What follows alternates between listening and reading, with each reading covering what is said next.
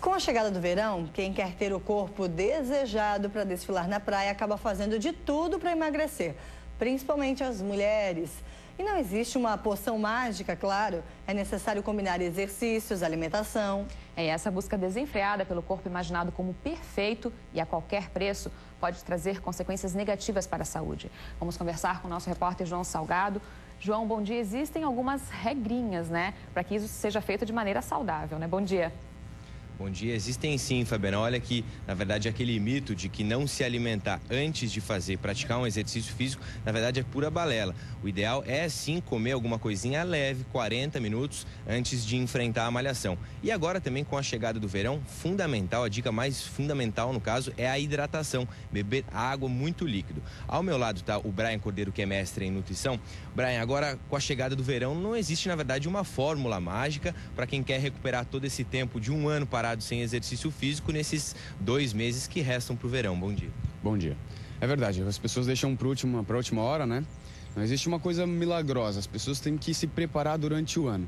Mas no consultório a gente consegue fazer uma estratégia ou outra, mas a melhor fórmula sempre é associar a alimentação equilibrada e o exercício físico. Aí consegue ter resultado mais rápido. Pessoas que estão em dieta e também utilizam, né, fazem exercícios físicos. Essa alimentação, ela deve ser, seguir alguma recomendação mais específica, porque ela tem dieta, ela tem uma dieta controlada, um número de calorias controlada e até mesmo de que maneira isso deve funcionar.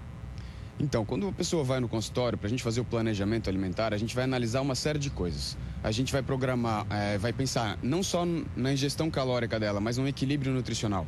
Então a gente vai se preocupar com a ingestão de nutrientes, vitaminas, minerais. A gente vai fazer uma análise de sinais e sintomas para ver se ela tem excesso ou carência desse determinado nutriente. A gente vai analisar a alimentação dela para ver se ela tem uma tendência a um processo inflamatório, se ela tem uma inflamação crônica instalada. O que significa isso? Essa pessoa vai ter dificuldade para emagrecer se ela tiver inflamação. Então a gente vai programar uma alimentação anti-inflamatória, com alimentos também ricos em antioxidantes, para prevenir o envelhecimento, prevenir problemas de câncer, prevenir problemas cardíacos. E aí fazer todo o planejamento associado aos horários da pessoa, ao ritmo de vida, ao tipo de treinamento que ela tem, ao objetivo que ela quer. Então, quer dizer, não adianta a pessoa sair simplesmente fazendo qualquer plano alimentar ou pegando a dieta do vizinho, da irmã. Aquelas dietas de revista. Dieta de revista, porque ela não foi feita para ti. O melhor resultado vai ser quando a pessoa consegue associar um plano alimentar equilibrado, feito e planejado para essa pessoa. Aí o resultado vai aparecer. O ideal é essa alimentação 40 minutos antes do exercício, pelo menos. Mas que tipo de alimentação? Então, João, depende do exercício que ela vai fazer, mas assim, como tu falou antes ali, né, o carboidrato ele é realmente fundamental. É o carboidrato que vai dar energia para fazer a atividade física.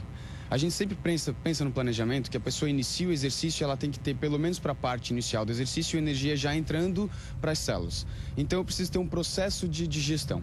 Eu vou oferecer para essa pessoa carboidratos, sim, mas a gente vai priorizar carboidratos de moderado e baixo índice glicêmico. O que quer dizer isso? Aqueles carboidratos que não elevem a glicose muito rápido.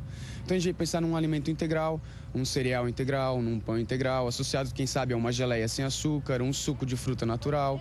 E se for necessário, a gente vai procurar associar algum tipo de proteína também, para evitar que a pessoa, durante o exercício, utilize a proteína como fonte de energia, que é o que acontece com aquelas pessoas que treinam em jejum. Então, se alimentar pelo menos 40 minutos, mas dependendo da alimentação, a gente vai ter que estender um pouquinho mais. Planejamento é fundamental. Uma recomendação do que não comer, isso é claro, que uma pessoa não pode comer uma feijoada e depois ir malhar. Fora o tempo de digestão, que é muito importante, é que a pessoa tem que buscar alimentos mais leves, como tu mesmo falou antes, tá?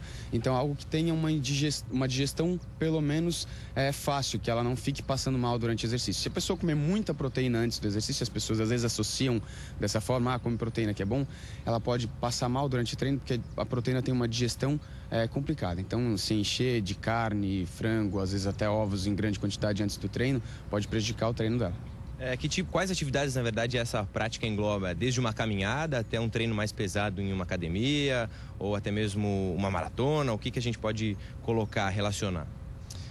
Então, depende muito do exercício que ele vai fazer, tá? Se a gente procura um exercício de intensidade mais alta, como, por exemplo, uma musculação ou uma corrida mais forte, ele vai ter uma necessidade maior, uma quantidade maior de glicogênio. de glicose como fonte de energia. Então a gente vai ter que dar mais carboidratos para ele, oferecer mais energia e mais carboidratos, porque ele vai utilizar isso como fonte de energia. Agora, se a pessoa vai lá fazer uma caminhadinha leve de manhã e tal, a gente pode diminuir essa ingestão calórica, diminuir a necessidade de carboidratos, porque ela vai utilizar uma menor quantidade no início do exercício, e aí a gente vai trabalhar também com a quantidade diminuindo. Quando o cara vai fazer uma maratona, já é um processo, já é um atleta, o cara já é um praticante de longa data. Então a gente vai ter que fazer um planejamento muito maior. Nesse caso, por exemplo, normalmente a gente programa uma alimentação umas 2 horas antes do exercício físico, para que ele consiga fazer todo o processo digestivo, ter energia, e aí a gente vai ter que se preocupar muito com o que ele vai consumir durante. Só o antes não vai ser suficiente. Quanto às roupas na hora da prática esportiva, a pessoa, claro, que além de se sentir bem, tem que seguir algumas regrinhas básicas, como o tecido. Que recomendações são essas? Então a gente sempre tem que pensar num tecido que acabe absorvendo esse suor dele, tá? Não adianta vir fazer o exercício, a corrida, se encher de roupa, porque a pessoa precisa perder esse líquido, fazer com que ele evapore, e aí se cobrir de roupa para poder suar mais, na verdade vai causar só uma desidratação. Isso não é legal.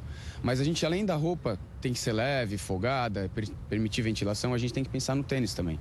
O tênis é fundamental e o professor de educação física vai poder associar o tipo de pisada que ele vai ter. E aí existem tênis próprios para isso, né? Um calçado apropriado é fundamental. Tá certo, obrigado pela participação aqui no Bom Dia. Viu, Brian? A gente sabe que é fundamental realmente esse acompanhamento de um profissional para que a pessoa não venha a sofrer danos, tanto danos físicos como até mesmo depois no futuro aí mais próximo. Fabiana, Adriana.